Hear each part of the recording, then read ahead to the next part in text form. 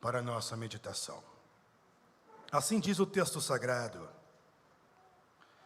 porque pela graça sois salvo, por meio da fé. Isto não vem de vós, é dom de Deus. Amém? Já foi lembrado sobre a Reforma Protestante. A Reforma Protestante, ela tinha uma base: solo Spiritu, solo Scripturi, soli Fides e solo Gratia. E a graça é uma das bases da Reforma Protestante. A salvação, ela vem de graça, ela vem pela graça, e era isso que eles defendiam. Então hoje, pautado em cima daquele tema que você e eu já temos discutido, e eu tenho aprendido muito, que é justamente cristão e identidade, eu gostaria hoje de falar de mais uma característica que eu atribuo a um cristão verdadeiro, pois domingo passado, quando nós estávamos falando sobre o mesmo tema, nós falamos sobre cristão e identidade, vírgula, misericórdia. Hoje eu quero dizer cristão e identidade, vírgula, graça. Então eu inicio fazendo uma pergunta para vocês. Suponhamos que numa dessas conversas que nós poderíamos ter em um determinado dia, um determinado horário, na sua casa ou em qualquer outro lugar, tomando um café, comendo alguma coisa, eu te perguntasse da seguinte forma: o que desperta o teu desejo em Deus? Quem Deus é? O que Deus faz que te atrai, que faz você ficar com Ele, bem como o que desperta a tua atenção em relação a Deus? Quem Deus é que chama a tua atenção? O que Deus faz que desperta a tua atenção para que você foque nele, para que você o ame, para que você esteja com Ele? E acredito que as respostas, elas são as mais variadas. E talvez algumas pessoas poderiam dizer: o que desperta o meu interesse, o que chama a minha atenção em Deus, é justamente o fato de Deus ele ser onipotente. Porque se Deus ele é onipotente, supõe-se que ele tem todo o poder, e logo, tendo todo o poder, ele poderia fazer qualquer coisa para mim. E sendo eu filho, eu acredito que Deus pode fazer qualquer coisa para mim. É uma interpretação talvez de alguém.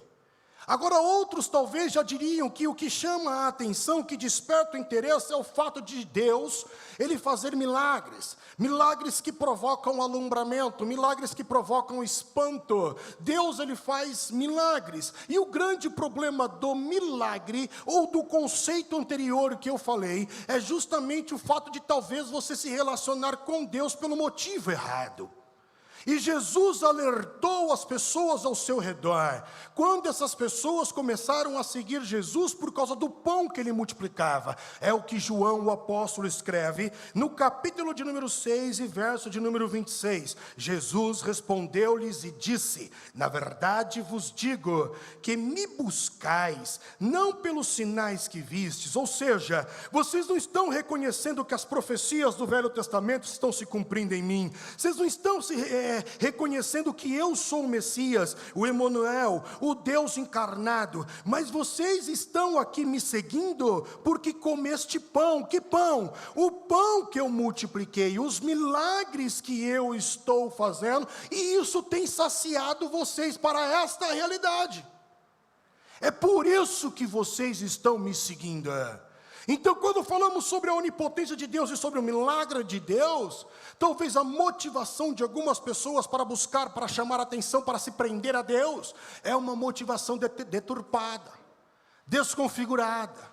Eu busco a Deus, ou atrás de Deus, estou com Deus, porque Deus pode fazer, porque é onipotente, porque Ele faz milagres, então Ele pode fazer por mim.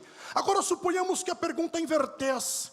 Então nesse mesmo lugar, com você, conversando em algum lugar, na sua casa, comendo, bebendo, você pergunta o que eu te perguntei, você pergunta para mim, você direciona essa palavra para mim, e talvez a minha resposta seria: o que me chama a atenção em Deus, o que desperta o meu interesse em Deus, é justamente a sua graça. E aqui eu encontro a distinção, ou uma das distinções do cristianismo em relação às outras outras religiões. Pois se a nossa conversa ela se estendesse, você poderia perguntar para mim, pastor Rodrigo, me diz uma coisa, cita pelo menos aí, não sei, ou qual é a diferença, uma diferença, ou qual é a diferença do cristianismo em relação às demais religiões do mundo? E eu diria que talvez a diferença, ou uma das diferenças do cristianismo em relação às demais religiões, é a graça de Deus. Porque quando nós analisamos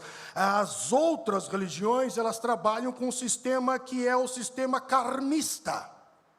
Eles vão justificar tudo o que diz, tudo o que acontece, toda e qualquer circunstância na terra, pautado no karma, karmista. Já a religião a qual atribuímos o nome de cristianismo, ela já trabalha pautado na graça de Deus, e esta é uma grande diferença. A graça de Deus não está pautado em antecedentes, não está pautado em sobrenomes, não está pautado a lugares, não diz respeito a karma, não diz respeito a encosto, não diz respeito a ancestral. A graça de Deus não diz respeito a essas coisas, porque ela literalmente é um favor de Deus a cada um de nós, a cada um de nós. Então esta é a grande diferença do cristianismo, do evangelho em relação às demais religiões do mundo. Na Bíblia Sagrada, a graça, ela possui alguns significados, como por exemplo, em Mateus capítulo de número 10 e verso de número 8, graça significa presente. Pois está escrito, curai os enfermos, limpai os leprosos, ressuscitai os mortos, expulsai os demônios. Vocês receberam isso aí de graça, é um presente que vocês receberam de graça. E vocês têm que repassar esse presente que eu vos dei, também de graça.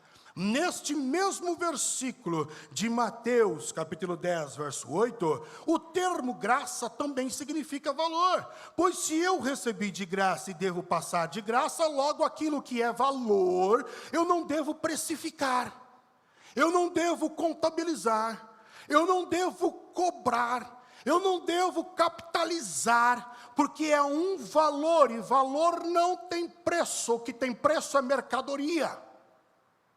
É produto. Produto tem preço. Vida não tem preço. Produto pode ser capitalizado. Os dons de Deus não podem ser capitalizados e vendidos. Não estão na gôndola. Você não vai no mercado e tem lá a ala ou o corredor dos dons espirituais, que você pega lá o extrato de tomate da profecia santa. Não existe isso com Deus. E depois você vai no caixa e paga por essa profecia. Não tem como você capitalizar os dons de Deus. Logo, a palavra graça, ela também denota valor. A palavra graça ainda denota agradecimento, estado de completude, estado de gratidão. Como está escrito em Mateus 11, 25, quando diz, naquele tempo respondendo Jesus disse, graças te dou, ó Pai, graças te dou, ó Pai, Senhor dos céus e da terra, que ocultaste essas coisas aos sábios entendidos e as revelastes aos pequeninos. Graça ainda significa bênção. Lucas 2,40, e o menino crescia e se fortalecia em espírito, cheio de sabedoria, e a graça de Deus e a bênção de Deus estava sobre ele. Quando olhamos profundamente para a palavra graça no original, graça significa uma forma elegante de fazer um favor a alguém. Eu vou repetir. Graça significa uma forma elegante de fazer um favor a alguém. Dia chuvoso, domingo chuvoso. E aí então você não tem um carro.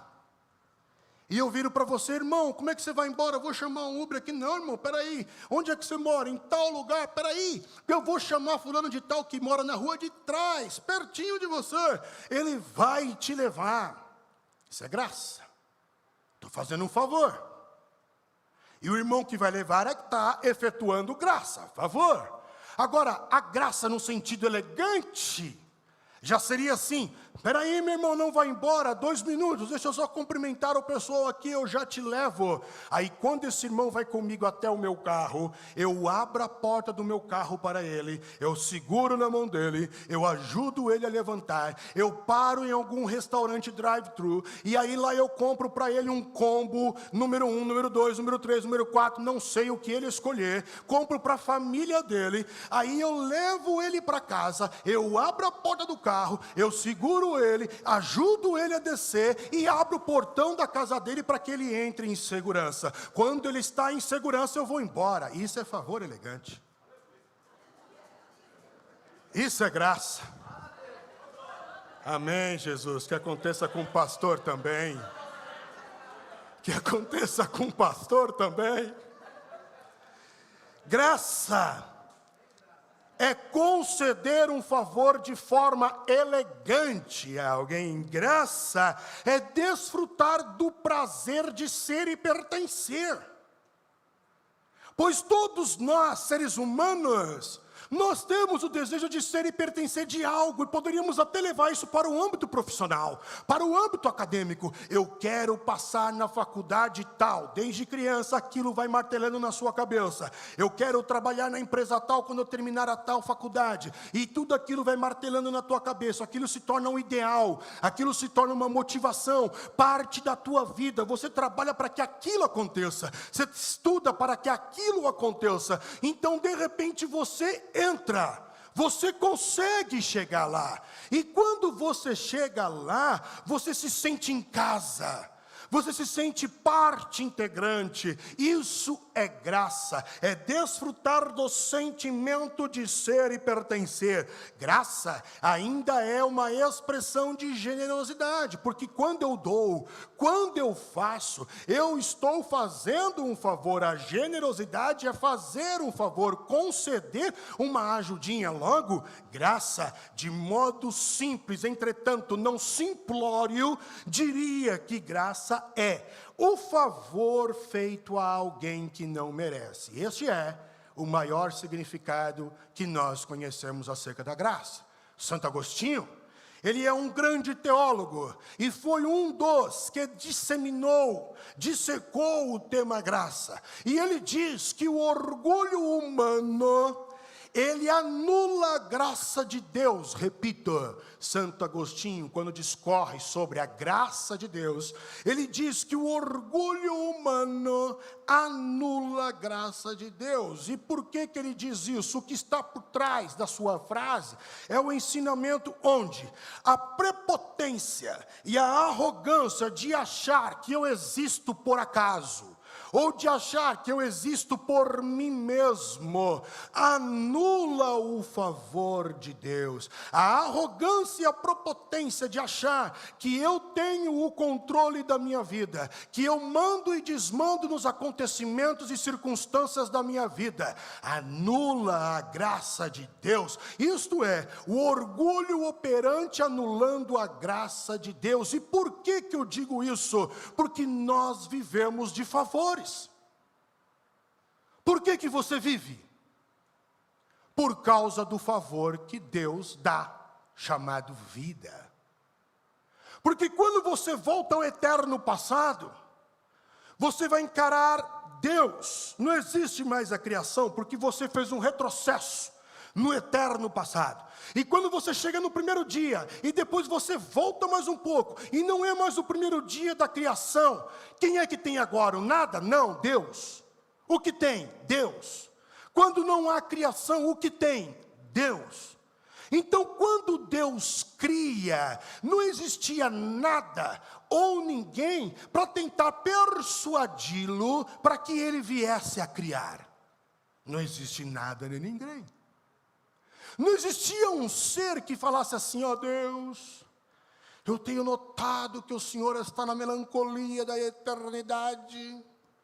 O Senhor não gostaria de ter pessoas ao teu lado para que o Senhor tivesse um pouco de trabalho, um pouco de preocupação, pois a tua vida está tão boa, poderia estragar um pouco com pessoas.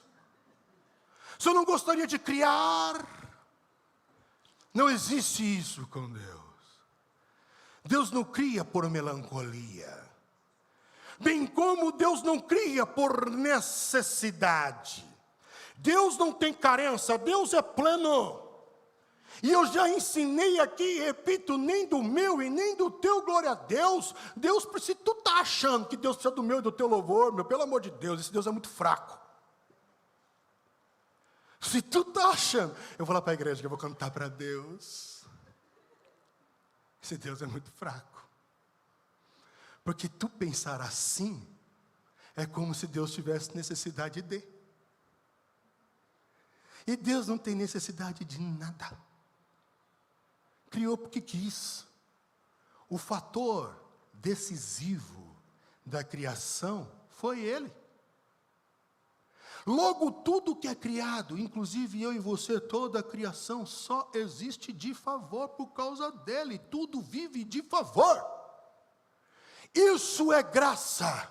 Por isso que quando eu acho que tenho o direito de tirar a vida do outro, é orgulho. Eu anulo a graça de Deus porque eu me coloco no lugar de Deus. Quando eu acho que tenho um controle sobre a minha vida, orgulho. Quando eu oprimo, orgulho. E tudo isso anula a graça de Deus. O orgulho anula a graça de Deus porque nós vivemos de favor. É esta graça de Deus que salvou um inimigo pecador, sujo como eu. Porque o apóstolo Paulo vem a escrever em Romanos capítulo 3, verso de número 23, porque todos pecaram e destituídos estão da glória de Deus. E quando Paulo diz que todos pecaram e destituídos estão da glória de Deus, Paulo não está falando apenas ou simplesmente de práticas de pecado, mas de ato de rebelião. Todos se rebelaram contra Deus, todos estão mortos diante de Deus, todos são malcriados em relação a Deus, todos não quiseram viver com Deus, todos desprezam a Deus e por isso estão longe de Deus. É isso que Paulo diz. Nas palavras de Tiago, isso é traduzido como inimigo.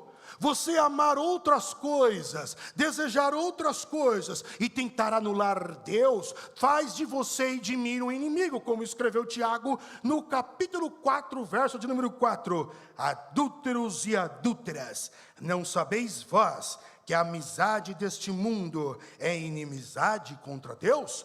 Portanto, qualquer que quiser ser amigo do mundo, constitui-se inimigo de Deus. E quando que entra a graça? Justamente quando eu estou num ato de rebelião, justamente quando eu estou num ato da desobediência, justamente quando eu não quero nada com Deus, a graça de Deus, o favor de Deus vem e salva este que é o inimigo, conforme escreveu Romanos, Paulinho novamente, no capítulo de número 5 e verso de número 8, mas Deus prova o seu amor para conosco, em que Cristo morreu por nós, sendo nós ainda pecadores. Isso é graça, favor elegante a quem não merece, favor elegante, partiu dele nos salvar de nós mesmos. Quando nós estávamos encharcados no orgulho de nós mesmos, achando que estamos tendo o controle de nossa vida, sendo que estávamos cada vez mais afundando. Nesse período de inimizade vem Deus e nos salva e nos retira. A graça de Deus vem e nos perdoa da desobediência, e eu diria, nos perdoa da nossa própria insanidade de achar que podemos viver sem Deus. Isso é graça, favor. Porém, a elegância de Deus, pois Deus, Ele promove uma graça elegante, além de nos perdoar, ainda este Deus nos faz seus filhos. Isso é elegante. Era inimigo, caótico, não merecia nada. Agora é amigo, é irmão, é lavado, é remido, e ainda está no testamento, é herdeiro e também é co-herdeiro. Isso é graça elegante, perdão e filho. A graça de Deus não lança em rosto, Porque você e eu, seres humanos, nós somos assim. Nós lançamos em rosto. Você precisou hoje, e eu te ajudei. Ou qualquer outra pessoa te ajudou. E aí você precisa amanhã, e você ajuda novamente. E assim vai, cada vez que alguém vai precisando, e você vai ajudando aquela pessoa, e você vai ajudando. E não é só ajuda financeira. É levar ali, é comprar aqui, é pagar lá, é ajudar aqui, é aconselhar. É ajuda em todos os aspectos. De repente, essa pessoa apronta contigo. Aí a nossa natureza, o nosso natural, vai virar para essa pessoa e vai dizer: irmão, você está louco? Baixa a tua bola, irmão. Você se esqueceu de onde você saiu? Você se esqueceu quem foi que te deu um empurrãozinho? Você se esqueceu quem foi que te ajudou? Quem te indicou? Quem abriu a porta para você? Quem pagou aquele dia? Quem te levou? Quem faz isso para os seus filhos? Você se esqueceu? Isso é lançar em rosto, e nós somos assim. Todos nós somos assim. E digo mais, e às vezes nós lançamos em rosto com vontade, de propósito, intencional, para a pessoa baixar a bola de verdade. É essa a nossa intenção. Entretanto, a graça de Deus não lança em rosto. A graça de Deus, ela nos perdoa e ela não lança em rosto aquilo que você fez. Então, você errou hoje, você errou amanhã, você errou depois de amanhã, você errou ontem. A graça de Deus não vai, quando você se arrepende de verdade, lançar no teu rosto, tipo assim: eu já estou cansado, mas estou contabilizando aí, não dá mais para ficar te perdoando não desse jeito aí. Eu sei que você está arrependido de verdade agora, mas novamente você errou nisso aí de novo. Mas no mês passado você fez a mesma coisa, você falou que era a última. Você disse que não ia fazer mais, porque eu escrevi tudo. É como se tivesse um escrivão no tribunal de Deus. Tudo que tu fala, o escrivão está ali, só digitando. Deus não lança em rosto. Ele não faz você passar vergonha, a graça não envergonha. Uma mulher foi pega em adultério, e levaram ela até Jesus.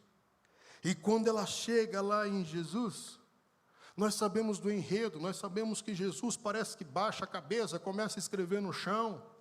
E me parece que essa mulher também está de cabeça baixa, os caras já estão prontos para tacar pedra, só esperando o veredicto. Só que quando Jesus levanta a cabeça, ele diz que não tem pecado, atira a primeira pedra. E todo mundo vai embora. E acredito que essa mulher está de cabeça baixa justamente porque Jesus faz uma pergunta para ela: onde estão os teus acusadores? Aí é onde parece que a ficha cai. E ela levanta a cabeça e procura, e não tem mais ninguém. E ela fala: eles não te condenaram? E ela diz: não. E Jesus falou: eu também não. Vai e não peques mais. Jesus não está para envergonhar ninguém publicamente. Por que não? Porque Ele se tornou vergonha por nós quando Ele morre naquela cruz. A Bíblia diz em Hebreus que Ele é despido, e ali Ele passa pelo vitupério, Ele é envergonhado, Ele se torna maldito, maldição por nós. Ele se tornou vergonha. Ele foi cuspido, Ele foi esbofeteado, Ele foi alvo de escárnio público, porque Roma tinha esta característica de envergonhar a pessoa publicamente. É por isso que na rua, em Israel, em Jerusalém, nós temos a Via Sacra. Qual que é a ideia da Via Sacra? A ideia era do criminoso, além de ser criminoso, ainda ser vituperado publicamente. Todo mundo caçoar, pode jogar os legumes, as verduras, bater, pode, é criminoso. Esse aqui será lembrado desta forma: a vergonha social. Jesus se tornou maldito, Jesus se tornou maldição, Jesus se tornou vergonha. É por isso que você não precisa de ter vergonha quando você vem para a igreja. Você errou, se arrependeu, levanta a cabeça, bola para frente, porque Jesus perdoou os teus pecados. Significa que isso é um cheque em branco para que você possa pecar? Não. Porque os nascidos de Deus não pecam, disse João, mas cometeu a fatalidade, errou. Você tem perdão. Cristo vai te abraçar. Jesus poderia muito bem ter virado para Pedro e falar: ó, você não passou no teste, não. Não, você me negou, mais do que os outros aí. Todo mundo me negou, porque a gente fala que só Pedro negou, não foi só Judas e Pedro. Todos negaram. Todos saíram correndo. Supor que estoura aí o Hamas vem aqui, alguma coisa acontece aqui na igreja aqui. Vocês vão deixar eu sozinho aqui, vai todo mundo sair correndo. E eu sei. E eu não me iludo.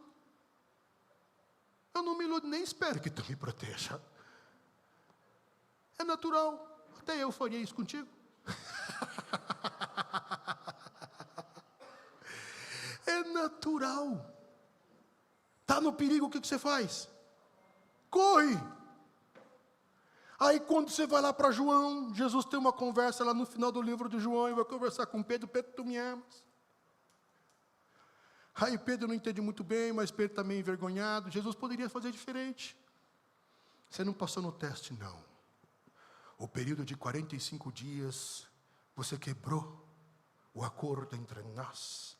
Então você vai ter que ser mandado embora. Infelizmente não poderia usá-lo como pastor da minha igreja, porque você vacilou, porque você errou, porque você pecou. Pedro, tu me amas? Sim. O que Jesus faz? 3 vezes ele pergunta para lembrar do erro e do pecado. Jesus julga. Lembrou do erro, lembrou do pecado. Então cai a ficha. E Pedro diz: não, Senhor, eu não consigo te amar como o Senhor me ama. Eu não consigo te amar ágape, eu não consigo te amar incondicional como o Senhor me ama. O meu amor pelo Senhor é só filéu. É um amor que pode ser quebrado, é um amor de amizade. Eu não vou conseguir amar o Senhor como o Senhor me ama, eu sou frágil, eu sou vulnerável. Ah, Pedro, agora você reconheceu o que aconteceu contigo, porque você batia no teu peito dizendo que você não ia errar, dizendo que você não ia tropeçar. Agora você entende que você precisa do meu favor, Pedro? Sim, então entre nós está tudo ok. Já que você reconheceu, apacenta os meus cordeiros, apacenta as minhas ovelhas e apacenta as minhas ovelhas. Graça que não envergonha. Porque às vezes na igreja a gente quer fazer isso, né? Pastor, eu preciso me afastar aí do departamento aí, pastor, porque é o seguinte, está acontecendo uns rolos aí. E eu não estou conseguindo mais. Tá bom, irmão, vai descansar então. Aí quando ele volta: pastor, olha, eu já estou bem. Está bem mesmo? Estou. Aí poderíamos dizer assim: não, aqui você não trabalha mais. Você faltou um dia. Aqui você não trabalha mais não. Na igreja em que eu sou pastor, você não trabalha mais não. Você não cumpriu a escala. Deveria cumprir, mas não cumpriu. Então, como você faltou um dia, eu estou te cortando.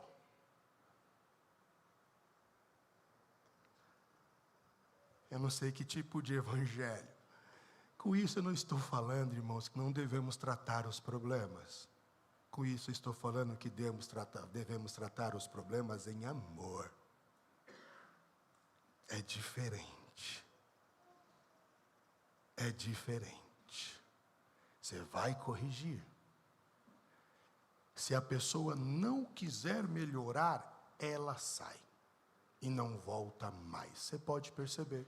Você continua pregando do mesmo jeito e tratando do mesmo jeito em amor. A pessoa não se enquadrou por causa disso, ela mesmo sai. Não sou eu que atiro. A graça de Deus atende a todos. Porque existia o machismo, e a mulher não era benquista no período de Jesus, e Jesus se relaciona muito bem e valoriza a mulher. Mas aí você fala do romano, inimigo de Israel, Jesus atende o centurião romano. Aí você fala de um republicano, você fala de um publicano, você fala na verdade de Mateus, pecador traidor, você fala de Zaqueu, pecador traidor, está traindo o povo de Israel porque cobra imposto de Israel para Roma. E Jesus se dá bem com eles. Você fala dos pobres, Jesus está no meio deles, mas você fala dos ricos, Jesus também está no meio deles. A graça de Deus abrange todas as pessoas. A graça não faz acepção de pessoas. Eu termino citando a passagem do filho pródigo. Porque a passagem do filho pródigo não deveria ser chamada de passagem do filho pródigo, mas sim da passagem dos dois filhos. Porque ele tem dois filhos com problema. Um filho que se perde dentro da casa do pai e um filho que se perde fora da casa do pai. Mas ambos são filhos. E os dois têm problema. Dois filhos perdidos. E o filho que saiu e voltou, esse filho quando ele volta carregado de culpa. Ele volta carregado de sentimento de fracasso. Ele volta carregado com peso. E ele diz para o pai: Pai, eu pequei contra o céu, eu pequei contra ti, me trate como um dos seus servos. O pai finge que não ouviu.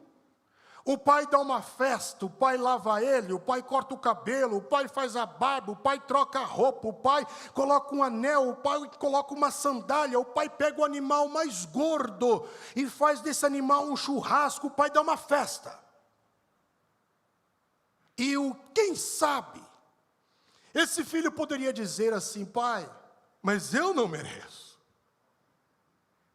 E quem sabe esse pai, se esse filho tivesse dito: eu não mereço, porque pequei, porque sou culpado, eu vou receber tudo que o Senhor quiser me dar, eu vou aceitar, porque de fato eu sou pecador, eu falhei. Mas a atitude desse pai me manda uma mensagem. A mensagem que esse pai manda é: filho, eu não contabilizo e não somo deméritos, nem de créditos. Só que o pai percebe que o filho que ficou, que também está perdido, ele sai. E o pai vai atrás. E quando o pai vai atrás, o pai vai bater um papo com o filho: o que foi? Oh, nossa, eu não entendi a sua postura. O cara pega o nosso dinheiro, o cara gasta tudo, nosso dinheiro suado, ele nem uma louça lava, gastou tudo lá fora, foi para Vegas, ele foi aí para Babilônia, para o Egito, aproveitou a vida aí, nesses lugares, gastou tudo, voltou, eu estou aqui dentro, e o Senhor nunca me deu nada, tipo, eu estou aqui dentro, Pai, e eu jejuo, eu oro, eu leio a Bíblia, eu acordo de madrugada, eu estou aqui dentro, e as coisas não acontecem comigo. E aí o pai fala assim: mas filho, se você não soube aproveitar da comunhão e me encontrar nas pessoas, se você não soube me ver quando eu te abracei através de outro alguém ali dentro, porque quando você acha o outro, você acha Deus, porque quando você odeia alguém, você está odiando a Deus, quando você ama alguém, você ama a Deus. Se você não consegue desfrutar da comunhão dos irmãos e me perceber ali e entender, por exemplo, que você tem vários pais, vários filhos, vários irmãos, várias irmãs dentro da comunhão e você não consegue desfrutar disso daí, porque você ficou cego querendo que eu fizesse uma outra coisa de um outro jeito. Eu só quero que você saiba de uma coisa, meu filho. Eu não contabilizo créditos e méritos. Eu não sei se você entendeu. Para um filho, o perdido, lá fora, talvez o pai poderia ter dito: eu não somo nem contabilizo descréditos e desméritos. E para o outro filho de dentro, eu não contabilizo créditos e méritos. O que eu quero dizer para você é que o amor de Deus não muda. O amor de Deus que Deus sente por mim é o mesmo para quem está lá fora, que não quer nada com Deus e que blasfema do nome de Deus. Só porque eu estou aqui dentro, não sou melhor do que aquele lá de fora. E só porque estou aqui dentro tentando ser melhor, isso não faz com que eu venha participar da fila e ir na frente para receber alguma coisa de Deus, sendo que Ele não. Como se estas coisas me tornassem melhor do que Ele. A graça de Deus não é assim. Deixa eu te falar uma coisa, irmão. Graça é favor. Se Deus fez um favor a você, louve a Deus. Eu e você vivemos de favor. E se Deus quiser fazer a outro lá fora, quem é eu, quem sou eu, quem é você para questionar?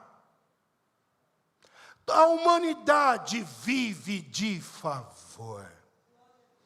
Não acredite que só porque você está aqui dentro, que você ora mais, lê mais, prega mais, jejua mais, canta mais, você é melhor do que outro, você vive do favor do mesmo jeito. Num dia que Deus quiser encerrar o meu ciclo, Ele encerra, acabou. Mas por que Deus levou o pastor e não levou alguém lá de fora? Eu vivo de favor. E todos lá fora também. Então eu oro para que Lagoinha São Miguel Paulista pare de julgar. Eu oro para que Lagoinha São Miguel Paulista se aproprie da graça e entenda que graça é favor. Eu oro para que você conceda favor como Deus concede favor a todos nós. Eu oro para que você entenda que independente de qualquer coisa, o amor de Deus não muda, pois se o amor de Deus mudar por você, porque você errou, porque você deixou de errar, porque você cantou, esse Deus também é muito fraco. Ele é muito fraco. E eu não vou servir a este Deus. Porque o meu Deus não é uma marionete manipulada por mim. Os deuses gregos eram. Os deuses egípcios eram. Os deuses romanos eram.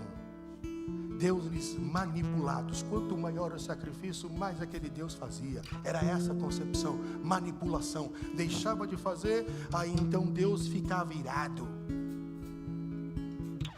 Deus não faz assim. Como é que Deus se relaciona com a humanidade? E esse é o desfecho da passagem do filho pródigo. Deus se relaciona unicamente por causa dele. Favor, graça. Não diz respeito a nós. Diz respeito a Ele. É por isso que eu digo que o cristianismo, o evangelho não é religião. Porque a religião é a busca do homem em relação a Deus. E o evangelho é a busca de Deus em relação ao homem. É diferente. Desfrute da graça. Aproveite o favor. Olhe para o teu irmão que está do teu lado aí, veja Deus nele. Abrace ele. Pegue na mão dele. É Deus tocando em você. É Deus abraçando você. É Deus curando você. Desfrute dessa comunhão.